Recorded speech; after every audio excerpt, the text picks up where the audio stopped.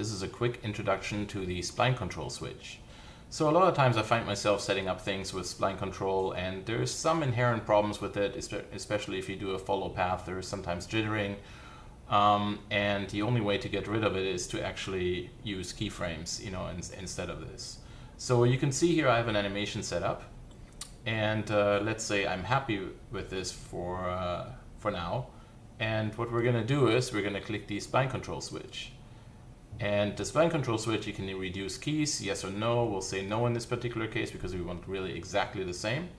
And by doing so, we have just converted the spline into keyframes. You can see no longer is the spline setup here in terms of the ball used to have a spline control setup, but that's no longer the fact. However, also, if a client comes back and says, you know what, I really want to modify this curve, then you're kind of screwed. You're going to have to do the whole thing over again.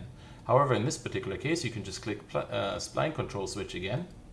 And by doing so, we're now back to setup of the spline control.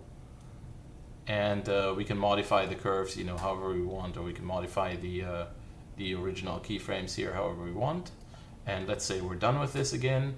We'll just hit spline control again. We need to be on the object. We just hit spline control switch again.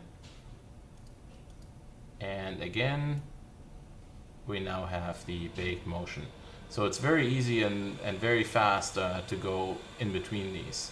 And you have the additional option in spline control switch. Let's go back again, click this again, and let's run it again, and we can do some keyframe reduction. And so you can see now, we have some nice keyframe reduction. However, the animation of the path itself is maintained.